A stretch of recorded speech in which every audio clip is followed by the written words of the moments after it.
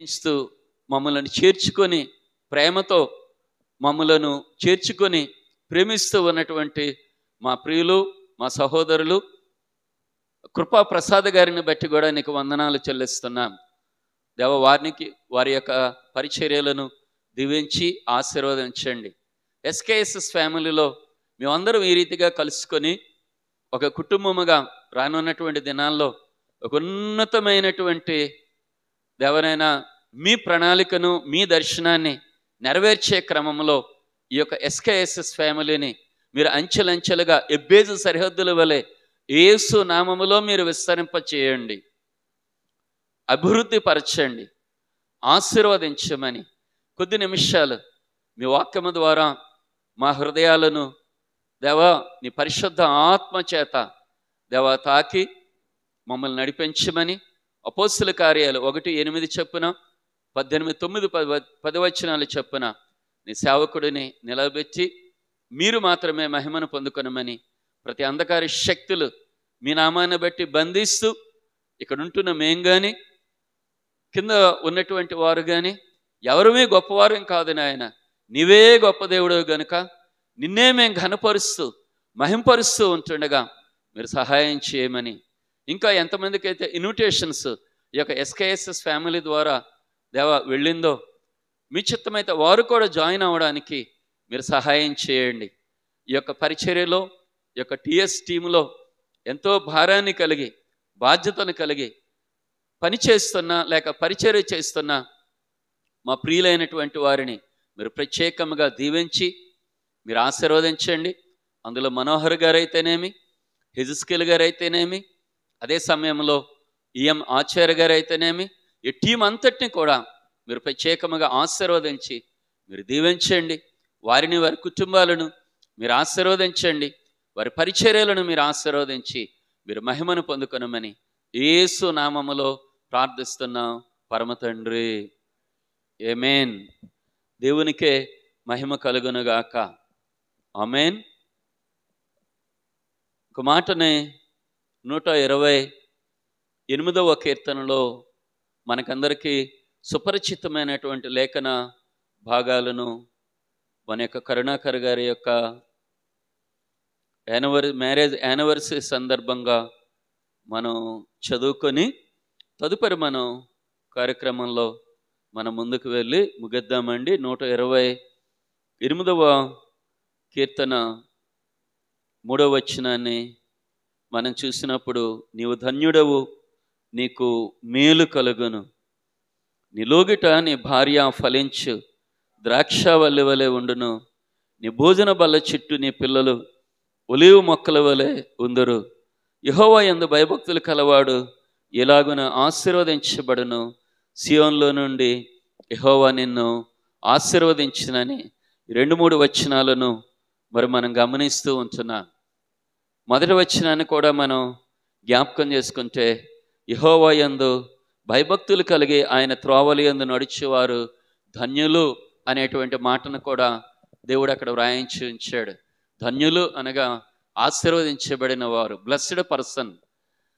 అన్యులమైన మనలను, ఆయా విగ్రహారాధన కుటుంబంలో నుండి వచ్చినటువంటి మనలను ఆయన తన యొక్క స్వరక్తం ఇచ్చి మనలను కొనుక్కొని విమోచించి మనలను ఆయన అన్యులుగా ఉండిపోవడం, మన పితరులు ఉండిపోయారేమో కానీ మనలను అలా విడిచిపెట్టాలని దేవుని ఉద్దేశం కాదు గనుక జగత్తు పునాది వేయబడక మునిపే ఆయన ప్రణాళిక చొప్పున మనలను ఆయన ఏర్పరచుకున్నాడు. పేతురు పత్రిక 2వ అధ్యాయం 9వ వచనం ప్రకారముగా ఆయన యొక్క ఆశ్చర్యకరమైన వెలుగులో మనం ఉండాలని, చీకట్లో మనం ఎంత మాత్రం ఉండకూడదని దేవుడు భావించి మనలను ఆయన రాజులైన యాజక వంశముగా యాజకత్వాన్ని కూడా దేవుడు మనకి అప్పగించాడు. దేవునికే మహిమ కలుగునుగాక, ఆమేన్. సో మనం దేవుని యొక్క యాజకులముగా ఈరోజు మనం పిలువబడుతున్నాం, పరిచర్యలు మనం చేసుకుంటూ మనం ముందుకు వెళ్తున్నాం. దీనికి కలిగిన కారణం ఏంటి అని అంటే దేవుని యొక్క కృప. ఆయన కృప తప్ప వేరేది కానే కాదు. మనకన్నా మీ పితరులు ఎలాంటి వారో నాకు తెలియదు కానీ నా చిన్నప్పటి కాలంలో పెద్దవాళ్ళకి చాలా మంచి మనసు ఉండేది. స్పాయిల్ అయిన మనసు ఏమాత్రం కూడా ఉండేది కాదు.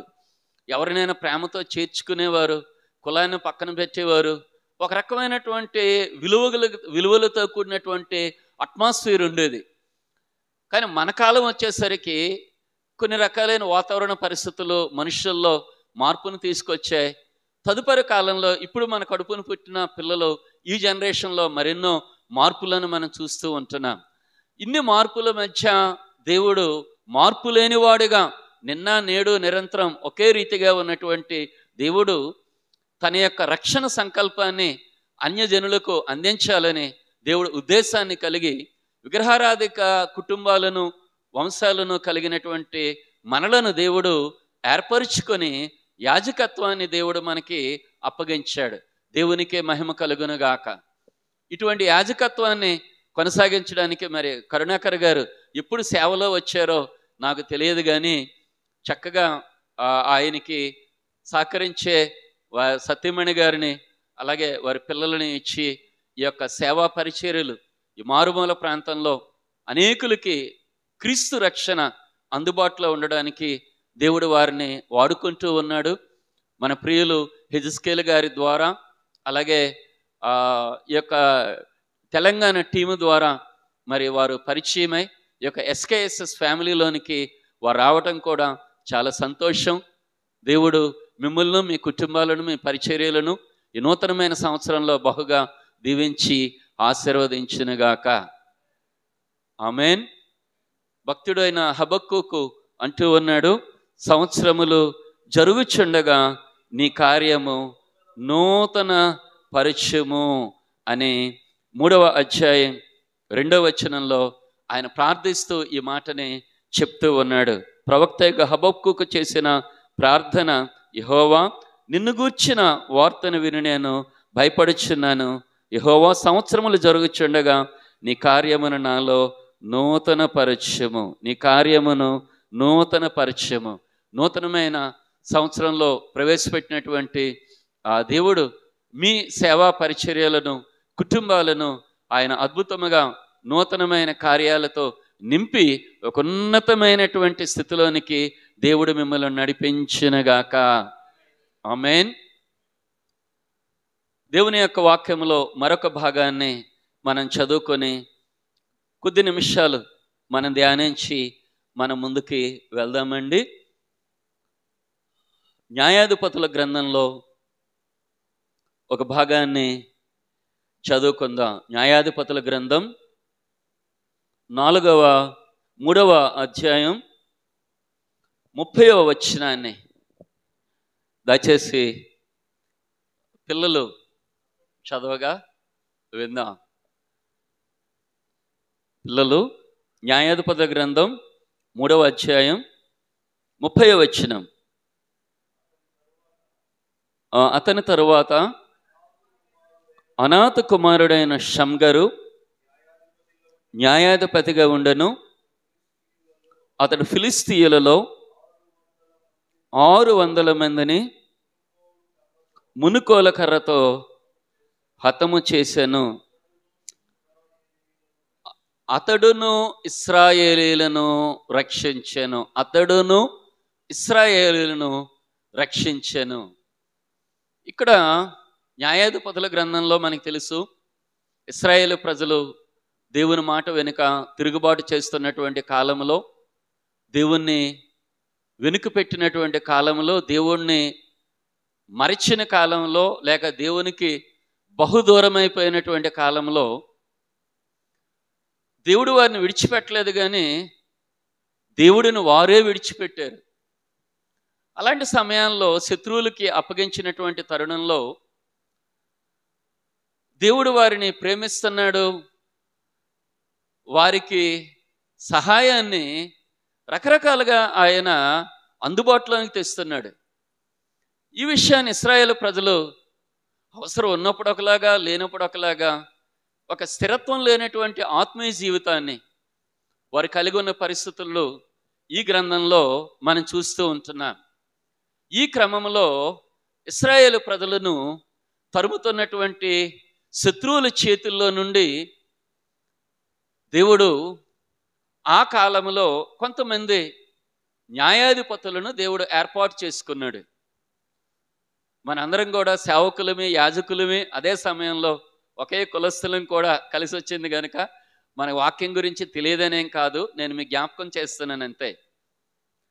ఆ న్యాయాధిపతుల్లో ఇక్కడ మరొక న్యాయాధిపతిని దేవుడు ఏర్పరచుకున్నాడు.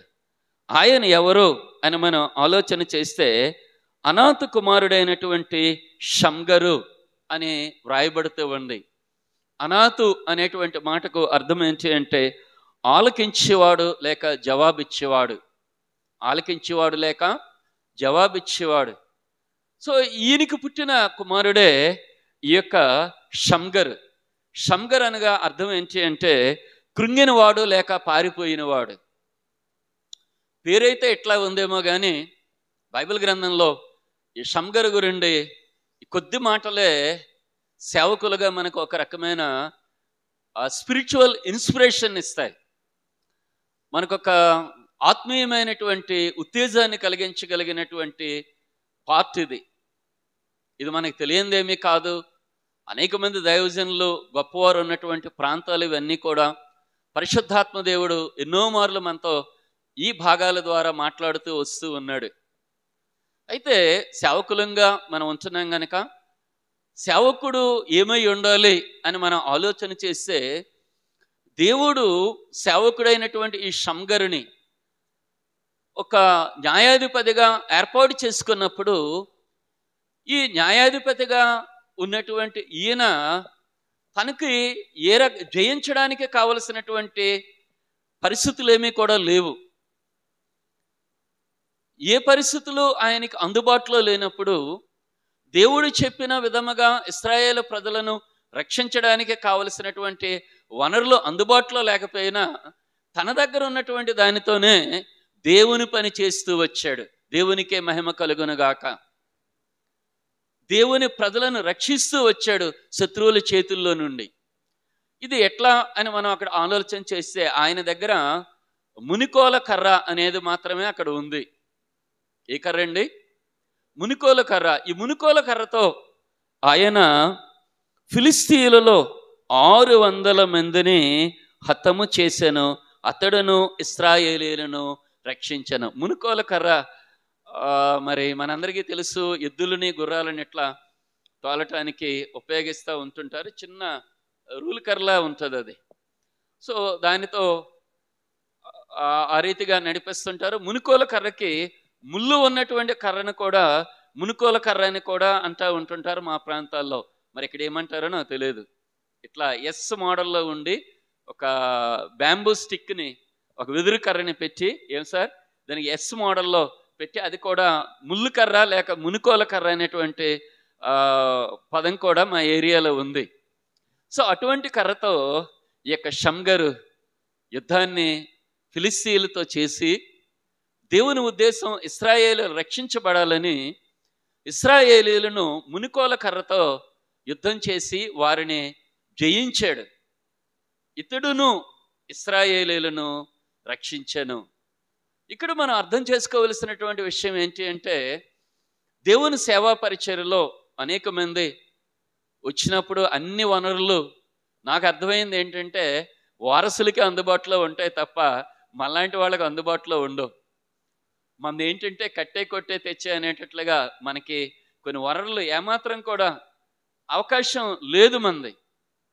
అందులో మన యొక్క పేరుకి గొప్ప కులముగా చదువులో కానీ కొన్నిసార్లు బ్రాహ్మణ్స్నే డామినేట్ చేయగలిగినటువంటి పరిస్థితులు మనకి, మన పెద్దలకి దేవుడు జ్ఞానాన్ని ఇచ్చిన ఆర్థిక వనరులు మొదటి నుంచి కూడా జాగ్రత్త లేకనో దూరదృష్టి లేకనో మరొక పరిస్థితుల్లోనో మనందరం కూడా మన దగ్గరకు వచ్చేసరికి కోల్పోయిన పరిస్థితులు ఉన్నాయి. ఏవి సార్? కనుక ఇటువంటి ఆర్థికంగా వెనుకబడిన పరిస్థితుల మధ్య సేవలోనికి మనం వచ్చినప్పుడు సేవకి ఒక సిద్ధపాటుతో కూడినటువంటి పరిస్థితులలో మనకు సరైన ఆర్థిక వనరులు లేనప్పుడు ఏం చేయాలి అనేటువంటి ప్రశ్నలు అనేక మార్లు తలెత్తుతూ ఉండడం అనేది సర్వసాధారణం. సేవకి మనీ కావాలి, మనుషులు కావాలి. మన ఒక రకంగా మన జనరేషన్లో మనం ఒక్కొక్కరుగానే మనం యాజకులుగా లేక సేవకులుగా మనం పిలువబడ్డాం. ఆచార్య గారు మేము కారులో వస్తునేటప్పుడు ఆయన చెప్పారు, మా తండ్రి గారు దేవుణ్ణి అంగీకరించవలసి వచ్చినప్పుడు ఆయన అంగీకరించలేదు. చాలా కాలం నేను ఇబ్బంది పడ్డాను. తదుపరి కాలంలో వారు దేవుణ్ణి అంగీకరించి దేవుని యొక్క బాప్తిసాన్ని తీసుకున్నారు. నాకు చాలా ఆనందం అనిపించింది. అట్లా వారి యొక్క సేవలో కుటుంబంలో ఉన్న కొన్ని అనుభవాలు సందర్భానుసారంగా కారులో మేము మాట్లాడుకుంటూ మేము వచ్చేటప్పుడు వింటున్నాం. ఏదో ఒక స్టోరీ అనేది మనందరికీ కూడా ఉన్నది. ఇటువంటి పరిస్థితుల మధ్యలో సేవను మనం ఎట్లా చేయాలి, రక్షణలోనికి ప్రజలను ఎలా నడిపించాలి? మన గౌరవ ఎస్కేఎస్ఎస్ సెక్రటరీ గారు కూడా ఓ మాటని చెప్పారు. ఏమని? ఈ యొక్క ఎస్కేఎస్ఎస్ నడిపించాలి అంటే ఆర్థిక వనరులు కూడా ఉండాలి. ఈ ఆర్థిక వనరులు కుంటుపడుతున్నటువంటి పరిస్థితుల మధ్యలో దీన్ని ఆర్థికంగా మనం బలపరుస్తూ ముందుకు తీసుకువెళ్ళాలి అనేటువంటి ఒక బాధ్యతను కూడా ఆయన మాటల్లో మనకి జ్ఞాపకం చేస్తూ వచ్చారు. ప్రతిదానికి కూడా మనీ మేక్స్ మెనీ థింగ్స్ అని నేను అంటాను. సో అనేకమైన పరిస్థితులు ఆర్థికంగానే ముడిపోయి ఉంటున్నాయి. ఇటువంటి పరిస్థితుల్లో పూర్వకాల సమయంలో దేవుడు మునికోల కర్రతో యుద్ధం చేయగలిగినటువంటి అవకాశాన్ని దేవుడు ఇక్కడ ఉన్నటువంటి షమ్గర్కి ఇచ్చాడు. షమ్గర్ అనగా కృంగినవాడు, పారిపోయినవాడు అనే అర్థం స్ఫురించినప్పటికీ కూడా తను కృంగినవాడు కాదు, పారిపోయినవాడు కాదు, ప్రభు అయినటువంటి యేసుక్రీస్తు పక్షముగా నిలబడినటువంటి వాడు గనుక దేవుడిని తనని నిలబెట్టి ఇశ్రాయేలు ప్రజలపై గొప్ప విజయాన్ని ఇవ్వగలిగినటువంటి గొప్ప దేవుడు మనం సేవిస్తున్న ప్రభు అయినటువంటి యేసుక్రీస్తు. ఆయనకే మహిమ కలుగునుగాక. ప్రియమైన వారలారా, ఆలోచన చేద్దాం. మన దగ్గర కొన్నిసార్లు సోర్సెస్ లేకపోవచ్చు. ఏ సోర్సెస్ లేనప్పుడు ఆయనే మన sources. God is my source, దేవుడే నాకు ఆధారం అని భక్తుడైనటువంటి దావీదు చెప్తున్నట్లుగా మన యొక్క సేవా జీవితంలో వనరులు అన్నీ లేనప్పుడు, సో మనకు పిలిచినటువంటి దేవుడు నమ్మదగిన వాడు కనుక ఆయననే మనం ఆధారం చేసుకొని మనం ఎప్పుడైతే మనం వెళ్ళగలమో దేవుడు మనలను, మన సేవను ఆయన విజయ పదములో ఆయన నడిపించి అనేక మంది అన్యజనులను రక్షించడానికి ఇతడును ఇశ్రాయేలీయులను రక్షించెను అనే మాట దగ్గర మన పేరు పెట్టుకొని దేవుడు మన గురించి కూడా అట్లా సాక్ష్యాన్ని చెప్పగలిగిన ఒక రోజు అనేది ఉంది కనుక ఆ రోజులో మనకు ఉన్నతమైన బహుమానాన్ని, ఉన్నతమైన సాక్ష్యాన్ని ప్రభు సన్నిధిలో పొందడానికి ఇలా మనం ఈ లోకంలో దేవునికి విరోధమైనటువంటి వారిని రక్షణలోనికి నడిపించే కృప షమ్గర్లాగా దేవుడు మనకి అనుగ్రహించునుగాక. ఆమేన్. రెండవదిగా మనం చూద్దాం బైబిల్ గ్రంథంలో కొరింథీ పత్రిక 2వ 10వ అధ్యాయం 3-4 వచనాలను. కొరింథీ పత్రిక 2వ 10వ అధ్యాయం 3-4 వచనాల్లో ఇట్లా వ్రాయబడుతూ ఉంది. పిల్లలు చదవండి అమ్మా, మీరు చదవాలని నా ఆశ. మేము శరీరధారులమై నడుచుకొనుచున్నను, శరీర ప్రకారముగా యుద్ధము చేయము. మా యుద్ధోపకరణములు శరీర సంబంధమైనవి కావు గాని దేవుని ఎదుట దుర్గములను పడద్రోయజాలిన శక్తి కలిగినవి. దేవునికే మహిమ కలుగునగాక. దేవుని ఎదుట అంటే మన ముందు ఎవరున్నారు అంటే దేవుడు ఉన్నాడు. ఎవరున్నారండి? దేవుడు ఉన్నాడు. సో ఆయనను ఎదురుగా పెట్టుకొని మనం ఎప్పుడైతే యుద్ధాన్ని చేయడానికి, ఈ యొక్క ఆత్మీయ యుద్ధాన్ని మనం చేయడానికి మనల్ని దేవుడు యుద్ధ సన్నద్ధులుగా ఆయన తీర్చిదిద్ది ఈ యొక్క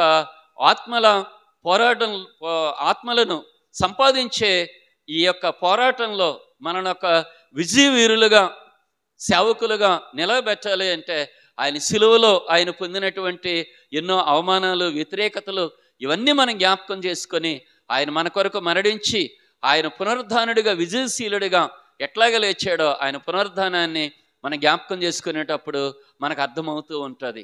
ఆయన జయశీలుడు ఆయన. సో ఆయనకు అసాధ్యమైనది ఏది లేదనేటువంటి విషయాన్ని మనం అనేక సార్లు మనం తెలుసుకుంటూ, బోధిస్తూ మనం ముందుకి మనం వెళ్తున్నాం. ఇక్కడ పౌలు గారు ఏమంటున్నారంటే, మా యొక్క యుద్ధోపకరణాలు శరీర సంబంధమైనవి కాదు, కానీ దేవుని ఎదుట దుర్గములను పడద్రోయ జాలినంతగా శక్తి కలిగినవి అనే మాటను చెబుతూ ఉంటున్నాడు.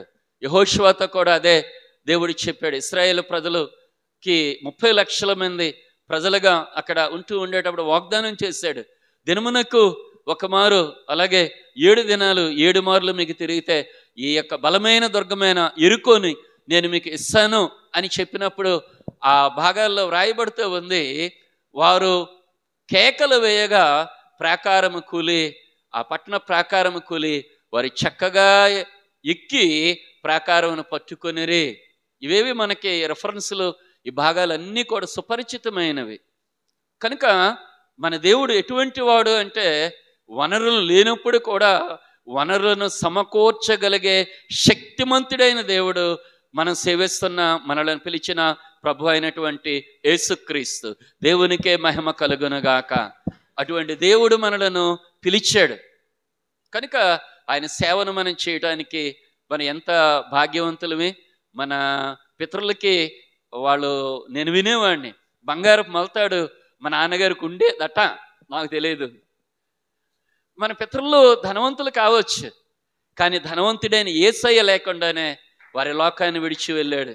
కానీ ధనవంతుడైన యేసయ్య మన కొరకు దరిద్రుడిగా వచ్చి తన రక్తాన్ని ఇచ్చి మనల్ని కొనుక్కొని మనలో ఉన్న దరిద్రాన్ని తీసి పరలోక భాగ్యాన్ని ఆయన అనుగ్రహించాడు. ఆయనకే మహిమ కలుగునుగాక.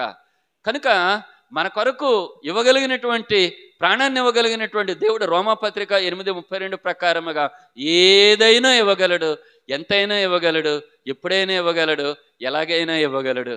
దీన్ని సేవకులుగా మన సంపూర్ణమైన విశ్వాసంతో మనం ముందుకు వెళ్ళగలిగినప్పుడు దేవుడు అద్భుతమైన కార్యాలను చేయగలడు. కొన్ని లక్షల మంది సైనికులు అక్కడ ఉంటున్నప్పటికి కూడా యెహోషాపాతుని దేవుడు చెప్తున్నాడు, మీరు ముందుగా వెళ్ళండి. ప్రవక్త అయినటువంటి యెహెజ్కేలు ద్వారా చెప్తున్నాడు. వాళ్ళ కంజర్లు పట్టుకొని వారు పాటలు పాడుతూ వాళ్ళు వెళ్తున్నప్పుడు వాళ్ళకి తెలియకుండానే దాడి చేసినటువంటి సైనికులని మాటుగాండ్రను పెట్టి హతము చేసినట్లుగా దినవృత్తాంతంలో 2వ గ్రంథం 20వ అధ్యాయపు ఆ భాగాలను మనం అనేక వందల సార్లు బోధిస్తూ మనం వచ్చాం. బెరాకా లోయలో వారు ఏదైతే పోగొట్టుకోగలిగారో అంతకన్నా ఉన్నతమైన ఆశీర్వాదంతో మోసుకొని పోగలిగిన దానికన్నా ఎక్కువగా వారు తీసుకొని వెళ్ళగలిగారు. అక్కడ ఏ రకమైనటువంటి వార్ వెపన్స్ లేవు అక్కడ. ఓన్లీ ప్రైజ్ అండ్ వర్షిప్, ఆరాధన, స్తుతి, పాట మాత్రమే ఉంది. కనుక మన దేవుడు ఆయన వండర్ఫుల్ గాడ్, ఆయన ఆశ్చర్యకరుడైనటువంటి దేవుడు. ఆయన ఏమీ లేకపోయినా సరే ఆయన అద్భుతమైనటువంటి ద్వారాలను తెరిచి ఆయన గొప్ప కార్యాలను చేయగలిగే గొప్ప దేవుడు ప్రభు అయినటువంటి యేసుక్రీస్తు. కనుక మన యొక్క సేవా పరిచర్యలో అనేకమైనటువంటి అప్ అండ్ డౌన్స్, ఆర్థిక వనరులు, వ్యతిరేకతలు, వీటన్నింటి మధ్య మనం ఈరోజు సేవ చేస్తున్నాం.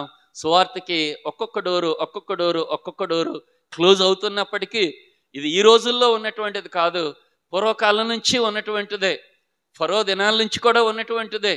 కనుక దేవుని సేవ ఆగలేదు, సేవకులు కూడా ఆగలేదు. ఆయన యొక్క సేవ రాను రాను విస్తరించింది. అలాగే మన సేవ కూడా అపోస్తుల కార్యాలు 2:42 ప్రకారముగా, 16:5 ప్రకారముగా, 9:37 ప్రకారముగా, హెజ్కేలు 36:11 ప్రకారముగా, లేవీకాండం 26:9 ప్రకారముగా దేవుడు మనలను, మన సేవలను, మన సంఘాలను నానాటికి దినదిన ప్రవర్ధమానమై ఆయన అభివృద్ధి పరచునుగాక. ఆమేన్. మరొక మాటని మనకు తెలిసిందే, సమూయేలు గ్రంథం మొదటిది 17వ అధ్యాయం 47వ వచనాన్ని మనం గమనిస్తే, గొల్యాతు మీద యుద్ధం చేయడానికి దావీదు చిన్న వడిసెల రాయిని మాత్రమే ఉపయోగించాడు. కొన్ని 100 సార్లు మనం బోధించినటువంటి భాగం ఇది, మనందరికీ సుపరిచితమైనది. ఆయన ఆ రాయిని తీసుకొని జీవము కలిగిన దేవుడిని, సున్నతులైనటువంటి ఫిలిస్తీయుడు ఏపాటివాడని చెప్పి పౌరుషంతో ఆ రాయిని వాడి మీదకు కూర్చున్నప్పుడు, నిజానికి ఫిలిస్తీయులకి ఇదంతా కవర్ అయి ఉంటుంది, కానీ ఈ యొక్క నుదుటి మీద కవరింగ్ అనేది ఉండదు వాళ్ళకి. కరెక్ట్గా ఈ నుదుట చొచ్చినట్లుగా దేవుడు ఆ వడిసల్లో నుండి ఆ రాయిని వాడికి తగిలినట్లుగా చేశాడు. తదుపరి దావీదు వాడిని సంహరించాడు. అంటే దేవుడు ఎక్కడ ఏ విధముగా ఆయన గురి చూసి కొట్టడానికి సామర్థ్యాన్ని ఇస్తాడో, సేవకులంగా మనం దేవుని దగ్గర విశ్వాసంతో ప్రార్థన జీవితంలో కనిపెడుతూ మనం ముందుకు వెళ్ళినప్పుడు మన యొక్క యుద్ధం మన పక్షముగా ఆయనే చేస్తాడు. ఆమేన్. తదుపరి కాలంలో ఉన్నతమైన పరిస్థితులను మనం చూస్తూ వచ్చాం దావీదు జీవితంలో. కనుక ఈ యొక్క ఉదయకాల సమయంలో మనం ఈ మాటలను బట్టి షమ్గరు ఏ విధమైనటువంటి అవకాశం లేదు, కేవలం మునుకోల కర్రతో మాత్రమే ఇశ్రాయేలుని రక్షించాడు. అట్లాగే మన దగ్గర ఏ వనరు లేకపోయినా మన దేవుడే మన వనరు, అదే మన విశ్వాసం. ఇక్కడ ఉన్నటువంటి దైవజనులైనటువంటి భక్త్ సింగ్ గారిని 91వ సంవత్సరంలో నేను ఆయన చూశాను. ఆయన బెడ్ రిడన్గా ఉండేటప్పుడు మేడ్చల్లో, ఇక్కడ నా బాల్య స్నేహితుడు మనవాళ్ళే, వాళ్ళు ఇక్కడే సెటిల్ అయ్యారు. వాళ్ళు హిందూస్గానే ఎప్పటికి కూడా ఉన్నారు. సో వాళ్ళని నేను చూడడానికి నేను వచ్చినప్పుడు, అట్లా హెబ్రోన్ని దర్శించినప్పుడు ఆ భక్త్ సింగ్ గారిని చూసినప్పుడు అంత దైవజనుడు కూడా అట్లా బెడ్ రిడన్గానే ఆయన ఉన్నాడు. అక్కడే మోకరించి ప్రార్థించాను, దేవా ఇలాంటి దైవజనుల యొక్క అభిషేకం నీ సేవకుడినైనా నాకు ఇస్తే మంచిది అని. అప్పటికి నేను సేవకుడిని కాదు, కేవలం విశ్వాసిని మాత్రమే. ప్రియమైన వారలారా, కనుక విశ్వాసమే మనకు ఆధారం. ఆయన సృష్టికర్తగా, రక్షణకర్తగా, ఆదరణకర్తగా, విశ్వాసానికి కర్తగా, ఆలోచనకర్తగా, ఓర్పుకి నిరీక్షణకి కర్తగా ఉంటూ మనల్ని నడిపిస్తూ ఉన్నాడు. అటువంటి గొప్ప దేవుడిని మనం ఆరాధిస్తూ సేవిస్తూ ఉంటున్నాం. సో ఇది మనకెంతో భాగ్యం. ఇటువంటి భాగ్యమైనటువంటి అనుభవంలోనికి ఎస్కేఎస్ఎస్ ఫ్యామిలీ ద్వారా దేవుడు మనందరినీ ఒకటిగా చేర్చడం నిజంగా ఇది ఆశీర్వాదకరంగానే నేను భావిస్తున్నాను. మా ఏరియాలో ఇంకా మన వాళ్ళు చాలామంది రక్షణలోనికి రావాలి, వారందరూ కూడా ప్రభు అయిన యేసుక్రీస్తుని ఎరగాలి. కనుక మా ప్రాంతం కొరకు కూడా ప్రార్థన చేయవలసిందిగా, మా కుటుంబం కొరకు కూడా ప్రార్థన చేయవలసిందిగా మనం చేస్తున్నాను. వారు లేకపోయినా ఈ యొక్క ఎస్కేఎస్ఎస్ ఫ్యామిలీలో ఈ విధముగా వాక్య పరిచర్య చేయడానికి ఒక పదవిని ఇచ్చి నన్ను నిలబెట్టినటువంటి గౌరవ అధ్యక్షులకు, అలాగే చైర్మన్స్ అయిన వారికి, అలాగే అడ్వైజర్స్కి, పెద్దలకి, అలాగే తెలంగాణ టీంకి ప్రత్యేకమైనటువంటి కృతజ్ఞతలు నేను తెలియచేస్తూ, ప్రేమతో మమ్మల్ని ఆహ్వానించిన మీకు కూడా ప్రత్యేకమైన వందనాలు తెలియచేస్తూ, దైవజనులకు కూడా మరొక వందనాలు తెలియజేస్తూ నేను ముగిస్తున్నాను. Thank you.